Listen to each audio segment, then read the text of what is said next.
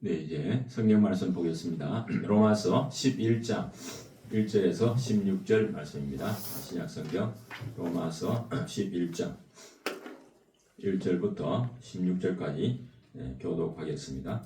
제가 1절 먼저 봉독합니다. 그러므로 내가 말하노니 하나님이 자기 백성을 버리셨느냐? 그럴 수 없느니라. 나도 이스라엘이니요 아브라함의 씨에서 난 자요 베냐민 지파라. 하나님이 그 미리 아신 자기 백성을 버리지 아니하셨나니 너희가 성경이 엘리야를 가리켜 말한 것을 알지 못하느냐.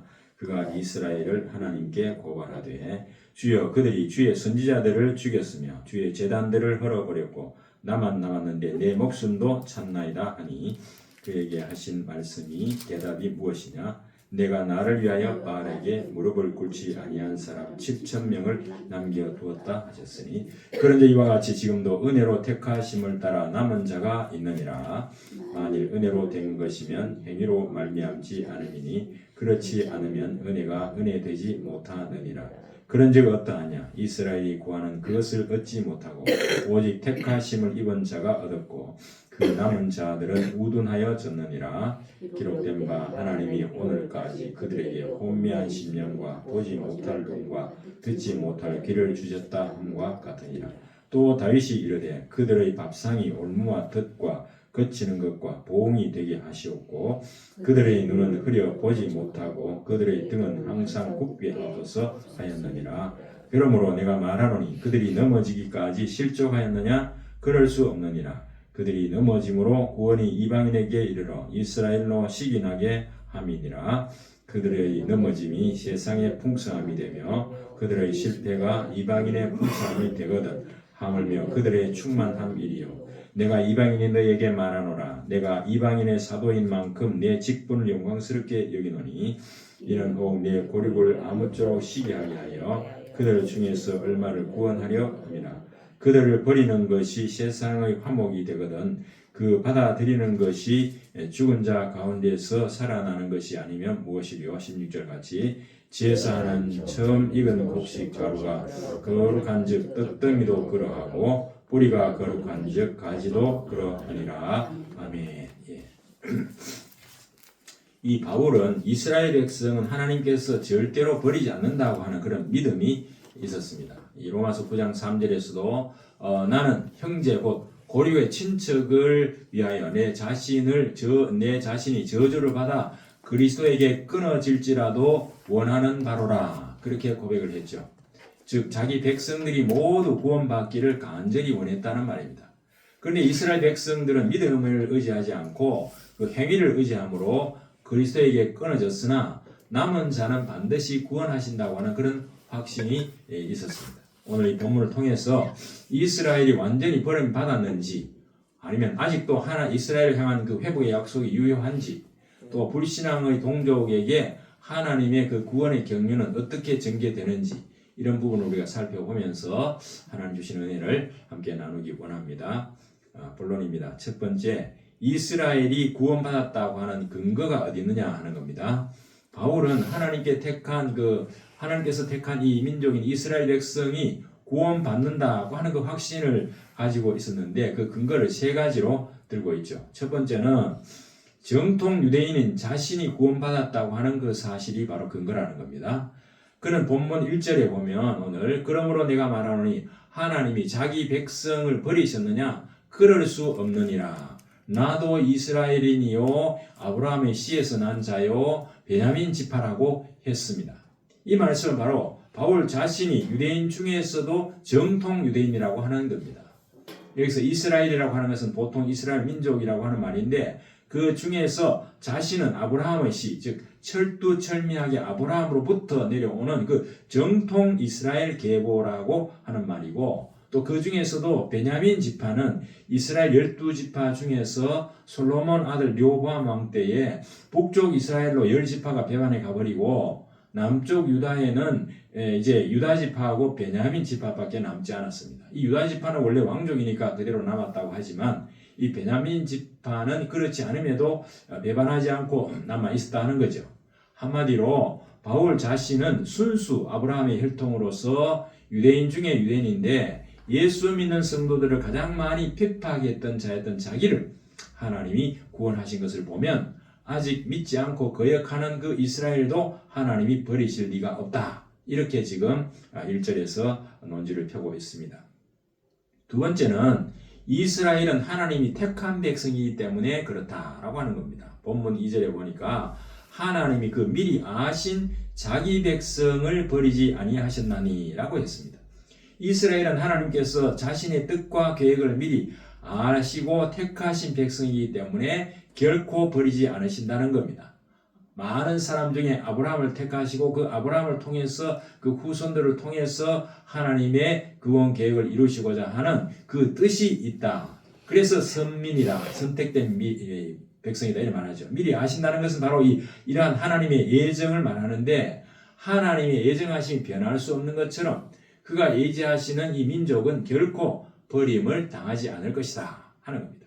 만약 하나님께서 자기 백성으로 삼은 이스라엘 사람들을 배신했다고 해서 그를 버리신다고 하면 우리 인간과 다를 바가 무엇이 있겠습니까? 하나님께서는 버리시기는커녕 오히려 이 하나님의 방법으로 그들을 바로 세우고 반드시 하나님 앞에 돌아오도록 역사해 주실 거다 하는 그 믿음입니다. 마지막으로 구약 엘리야 시대에 있었던 일을 지금 들었습니다. 구약 시대 이스라엘 백성이 국가적으로 하나님을 떠나 버림받은 것처럼 보이는 그 암흑기가 여러 번 있었죠. 그 중에서도 대표적인 시대가 바로 이 아합 왕 시대였습니다. 이 아합 왕의 유혹을 받아서 백성들은 99% 이상 이 바알과 아세라 우상을 섬기는 그런 타락한 시대였는데 그때 활동하던 엘리야가 보기에 하나님을 섬기는 사람은 이제 자기 한 사람밖에 남아있지 않다 라고 생각할 정도로 아주 절망적인 그런 시대였습니다. 그래서 엘리야는 본문 2절에 하나님께 이스라엘 백성을 좀 벌주라고 고발했다 그렇게 말했습니다.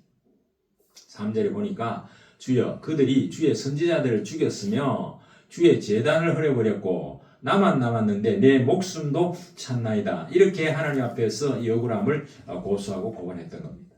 이스라엘 백성들은 하나님께서 보낸 많은 선지자들을 죽였죠. 그리고 하나님의 제단을 헐고 거기에다 바알과 아시라 우상을 섬겼습니다.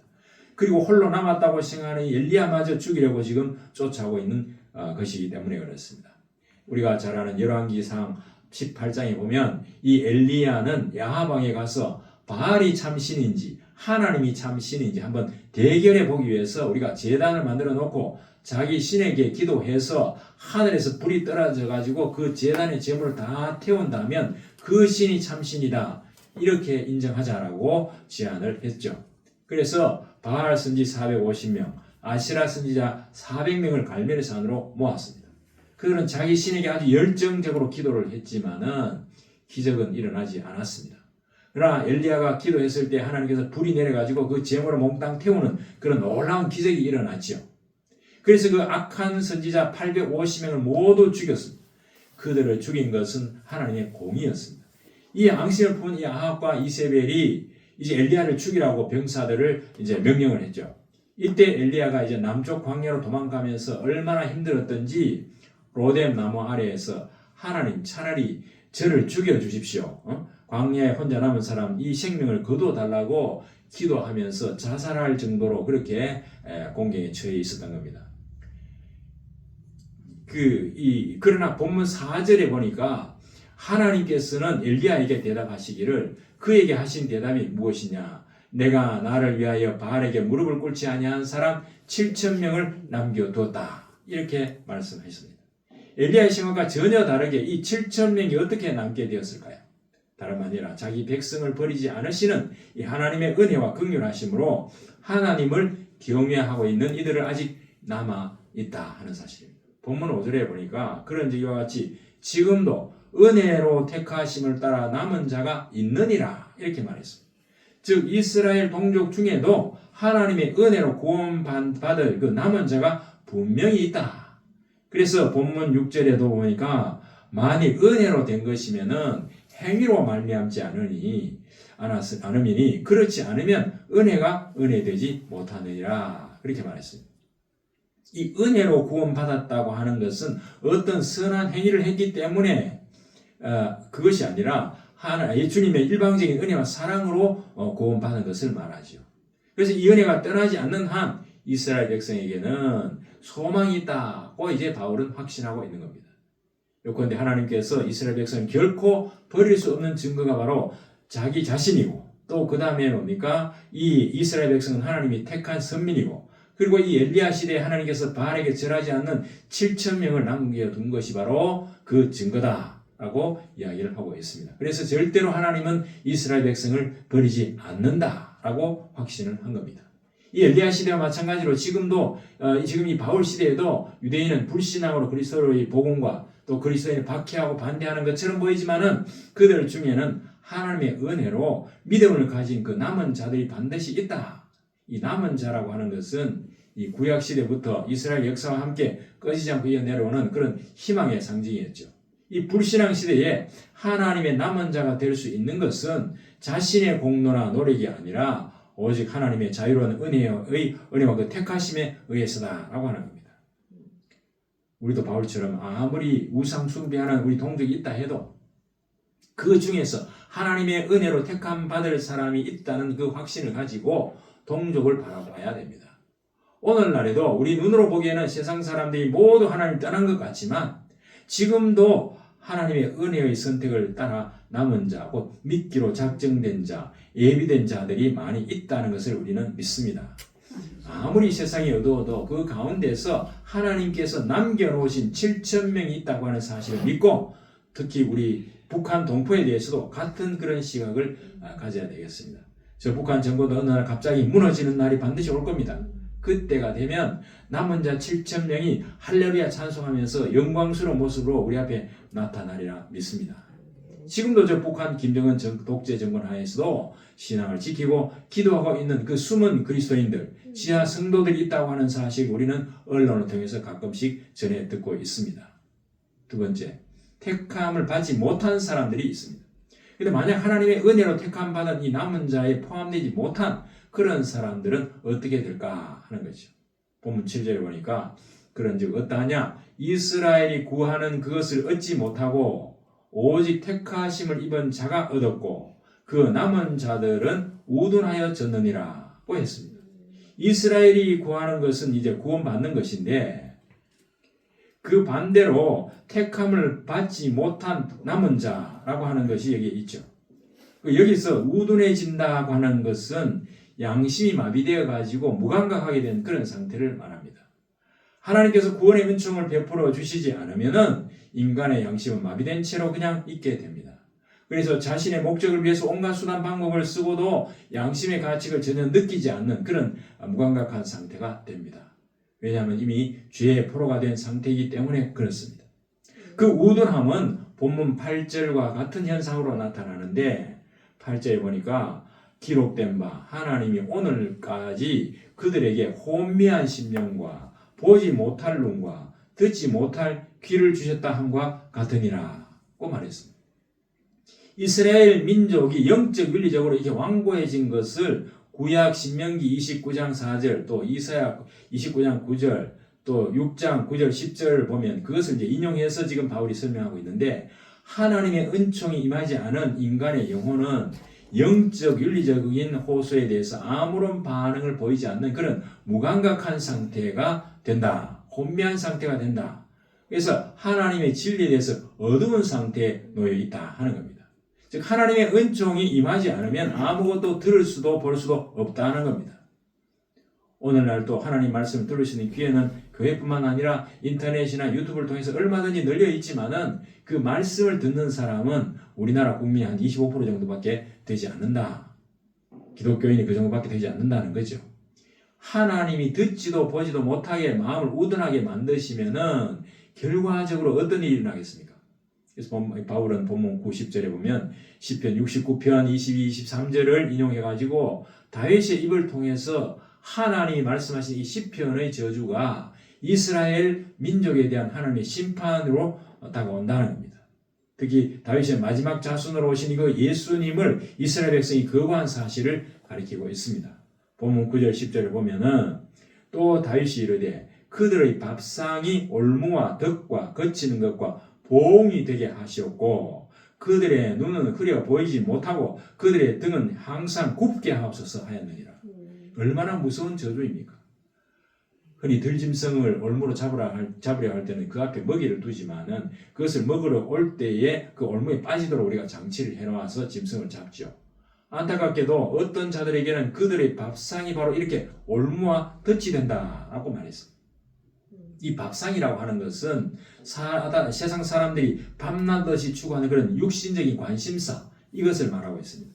그들이 먹고 마시는 데만 빠져서 즐기는 그러한 생활은 결국 죽음의 길로 이끄는 덫이 될 수 있다는 겁니다. 즉 쾌락을 누릴 수 있는 부유한 환경이 결국은 멸망을 자초하는 불행의 덫이 되고 올무가 된다, 그 말입니다. 사업에 성공하고 교회에 나와서 예배를 드리지만은 그 머릿속에는 빨리 가서 놀아야 되겠다, 맛집 생각이 든다고 하면 그 밥상이 바로 올무의 덫이 될 수 있다, 그 이야기입니다. 본문 10절에 보면 등은 항상 굳게 하옵소서. 이 말은 무서운 공포에 질려가지고 엎드려 있거나 덫 속에 치여서 어떻게 할 수 없는, 머리를 들 수 없는 그런 모양을 상상하게 합니다.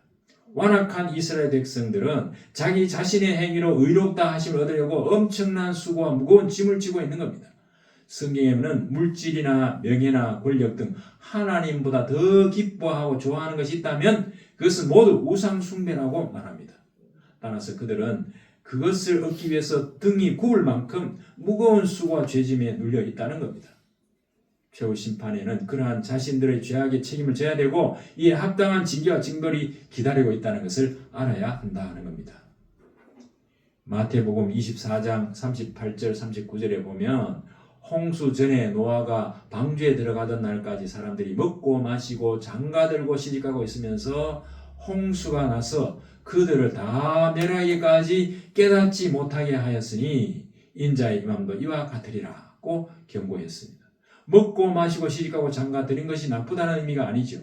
다만 이것이 삶의 전부인 양 살아가는 그 자체가 문제라는 겁니다. 이는 하나님께서 은혜를 베풀어 주시지 아니한 사람들의 생활이고 우둔한 사람들의 특징이기도 합니다.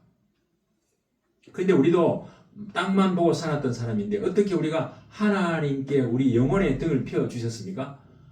땅을 보던 그 시선이 어떻게 위를 향하여서 볼 수 있게 하셨습니까? 하나님의 은총으로 내 눈이 새로워졌고 내 귀가 열렸고 내 밥상의 의미가 달라졌고 내 가정과 일터 내 인생이 예수 그리스도 때문에 달라졌다는 겁니다. 우리가 밤낮으로 하나님께 찬양을 올려도 늘 아쉬운 마음뿐인 것이 바로 이 은혜를 깨달은 것 때문에 그렇습니다. 그래서 바울은 이 은혜를 혼자 누리는 것에 만족하지 않고 자기 동족 이스라엘이 구원받기를 간절히 소망해서 복음을 전했다는 겁니다. 세 번째로 이스라엘 구원에 대한 하나님의 계획입니다. 본문 11절 12절을 보면은 그러므로 내가 말하노니 그들이 넘어지기까지 실족하였느냐? 그럴 수 없느니라. 그들이 넘어짐으로 구원이 이방인에게 이르러 이스라엘로 시기가 나게 함이니라. 그들의 넘어짐이 세상의 풍성함이 되며 그들의 실패가 이방인의 풍성함이 되거든 하물며 그들의 충만함이리요. 이렇게 말했습니다. 이스라엘 백성이 패역해가지고 하나님 말씀을 버림으로써 그 말씀의 은총이 어디로 넘어갔습니까? 이방인에게로 넘어갔다는 거죠. 그러면 하나님께서 이스라엘 백성을 구원해서 제외했습니까? 아닙니다. 이스라엘의 불순종으로 인해서 이방인들이 오히려 구원을 받게 하시고 이방인의 구원이 곧 이스라엘로 하여금 질투를 일으켜가지고 시기를 일으켜가지고 저 사람들도 구원받는데 우리도 구원받아야 되지 않겠느냐. 그래서 그 구원을 뒤늦게 받아들이도록 그렇게 역사하신다는 겁니다. 또한 이스라엘 폐역에서 모든 이방인들이 구원의 그 풍성한 은총을 누렸다고 하면 하나님께서 이스라엘 백성을 구원하실 때도 그 구원의 역사는 얼마나 크고 충만하겠느냐 그 말입니다. 이스라엘이 믿음을 회복해서 이스라엘 전체에 구원받을 수가 차게 되면 그때 모든 인류가 받게 될 그 축복은 엄청나게 풍성하게 된다 그 말씀입니다. 바울은 이스라엘 구원에 대해서 절대 희망을 포기하지 않는다는 거죠. 그래서 본문 13, 14절에 바울은 이방인의 사도로서 그 직분을 영광스럽게 최선을 다하면서 이스라엘 가운데 얼마를 내가 구원하기를 원한다. 그렇게 말하고 있죠. 그러니까 이방인의 사도로서 열심히 전도하는 것은 이방인들을 구원하기 위한 것뿐만 아니라 그 동족에 대한 사랑의 결과라는 거죠. 이스라엘 민족이 이 이방인이 구원받는 걸 보고 시기가 나게 해가지고 그걸 분발시켜가지고 그들이 구원에 이르도록 하기 위해서 내가 지금 이방인의 사도로서 열심히 복음을 전한다. 왜? 이스라엘 동족이 시기가 나도록 하기 위해서. 여기에도 바울의 위대한 동족권에 대한 열망과 사랑이 나타나고 있습니다. 자, 이방인의 충만한 수와 이스라엘의 충만한 수가 차고 나면 그 뒤에 어떤 일이 벌어집니까? 15절에서 이야기하고 있습니다. 그들을 버리는 것이 세상의 화목이 되거든 그 받아들이는 것이 죽은 자 가운데 살아나는 것이 아니면 무엇이리요? 이렇게 말했죠. 자, 이 말씀은 이방인을 향한 하나님의 구원이 완료가 되고 이스라엘의 우둔함이 제거가 되면 영적으로 죽은 자와 같은 그 이스라엘 민족이 회개하고 하나님 앞에 한꺼번에 돌아오는 그런 날이 이른다는 겁니다. 주님께서 마지막 날 그래서 재림하게 될 때에는 죽은 자가 살아나고 우리는 그 영원한 기쁨으로 이 부활한 모습으로 하나님의 영광에 들어갈 수 있다. 그 이야기를 지금 하고 있습니다. 16절에는 바울은 이스라엘이 택한 백성이기 때문에 넘어지고 버림받은 것은 일시적인 것이고 결국은 하나님의 백성으로 회복될 것이라고 확신하고 있습니다. 그리고 확신하는 이유는 여기 두 가지 예를 들고 있는데 민수기 15장 20절을 비유로 들어가지고 처음 익은 곡식 떡가루 반죽 가운데서 먼저 한 덩이를 떼내가지고 구워가지고 거제로 드리는데 그것이 거룩하게 되었으니까 나머지 떡덩이도 다 거룩하게 된다는 거죠. 그래서 또 여기 보면 그 나무를 보면은 뿌리가 맨 처음 나온 후에 그 다음에 이제 그 줄기에 가지가 나오고 그렇게 된 데가 뿌리가 그 나무를 결정하는 가장 영향력이 큰 것이라고 볼 수가 있죠. 여기에서 첫 떡덩이와 또 뿌리는 바로 누구를 가리키느냐? 이스라엘 족장들 또 개인적으로는 아브라함을 나타냅니다. 그 나머지 덩어리와 가지들은 결국 이스라엘 백성 전체를 비유하는 거죠. 즉 아브라함이 거룩하게 성별되었기 때문에 이스라엘 전체도 성별된 백성이 틀림없고 따라서 이 아브라함을 하나님께서 구원하셨다면 이스라엘도 이 하나님 대책한 그 넘어짐도 일시적이지만은 결국은 하나님 백성으로 회복될 것이다. 이것을 민수기에 있는 이 말씀을 가져와서 바울이 설명을 하고 있습니다. 바울이 확신하는 바로는 하나님은 예수 그리스도의 십자가로 이스라엘과 이방인 간에 막힌 담을 다 흘러서 또 하나님과의 관계 화목하게 하셔서 마침내는 이 죽은 자의 몸의 부활을 통해서 마지막 원수인 이 죽음을 멸망시키고 최종적인 승리를 거두신다 하는 사실. 믿음의 조상들을 통해서 이스라엘에게 주어진 이 하나님의 언약은 결코 철회되는 것이 아니라는 겁니다. 지금은 이스라엘이 실패하고 넘어진 것 같아도 언젠가는 그 언약대로 회복이 되어서 구원을 받아가지고 몸의 부활을 포함해서 이 종말론적인 그런 복의 충만을 누리게 될 것이라고 확신하고 있습니다. 바울은 이러한 하나님의 구원 경륜을 확신했기 때문에 이방인을 위한 사도 직분을 영광스럽게 여겼고 한편으로는 이스라엘 동족을 구원하기 위해서 더 큰 관심과 또 심적인 고통을 가지고 예를 썼다 하는 사실입니다. 말씀을 정리하겠습니다. 본문을 통해서 우리가 몇 가지 교훈을 새겨야 되는데 첫 번째는 우리가 이방인임에도 은혜로 구원받은 것을 알고 하나님께 감사하고 겸손해야 된다는 겁니다. 우리 이방인으로서 하나님의 구원을 받을 수 없는 존재였습니다. 오직 하나님의 은혜로 예수 그리스도를 통해서 구원을 받았으니 늘 감사하고 겸손해야 된다. 특히 이스라엘 사람들 앞에서 우리는 겸손해야 된다는 거죠. 그리고 주님의 은혜 안에서 이 구원을 찬양하고 기뻐해야 된다는 겁니다. 두 번째로는 마음이 완악해진 이 불신자들이 회개하고 돌아와서 구원을 받도록 기도하고 전도해야 된다. 이 하나님은 이스라엘 백성이 우둔해가지고 예수 그리스도를 거역하고 영적으로 마비가 되어서 자기 행위로 구원을 받으려고 했지만은 결국 돌이켜서 구원받게 이끄신다는 겁니다. 그렇다면 가장 완악하고 가능성이 전혀 없어 보이는 그런 불신자라 하더라도 구원하실 수 있음을 우리가 확신하고 그들의 구원을 위해서 우리가 기도하고 전도해야 되겠습니다. 우리가 이렇게 우리가 아주 강도 지체를 굉장히 많이 하고 사람을 많이 죽은 그런 사람들을 사형에 처하는 그런 경우에도 우리가 가서 사형수에게 가서도 복음을 전하지 않습니까? 그래서 그들이 회개하고 그렇게 돌아오는 역사가 있지 않습니까? 마지막으로 하나님의 구원 언약은 반드시 이루어짐을 믿고 구원받도록 예비된 남은 자를 우리가 찾아서 복음을 전해야 되겠다는 겁니다. 하나님께서는 이 바알과 아세라 우상을 숭배하는 이 하방 때에도 거기에 무릎 꿇지 않은 7,000명을 남겨두셨다면 육신의 정욕, 안목의 정욕, 이생의 자랑을 우상처럼 숭배하는 이 시대에도 하나님 자신이 구원하시기를 원하시는 자들을 반드시 남겨놓았다 하는 것을 확신하고 바로 이 믿기로 작정된 자들, 예비된 자들, 이 남은 자들에게 복음을 증거해서 하나님께로 인도할 책임이 우리에게 있다 하는 사실이죠. 엘리야가 볼 때는 자기 외에는 하나님 믿는 사람 아무도 없는 것처럼 보였습니다. 그럼 우리는 사람을 외모로 판단하거나 영적 교만에 빠져서는 안 되겠죠. 그러므로 하나님께서 나의 하나님이실 뿐만 아니라 우리의 하나님 되심을 인식하고 다른 사람을 포용하고 사랑해야 됩니다. 나를 사랑하시는 하나님께서 저 사람도 사랑하시고 변화시킬 수 있다고 하는 것을 우리가 믿고 부지런히 복음을 전해야 되겠다 하는 사실입니다.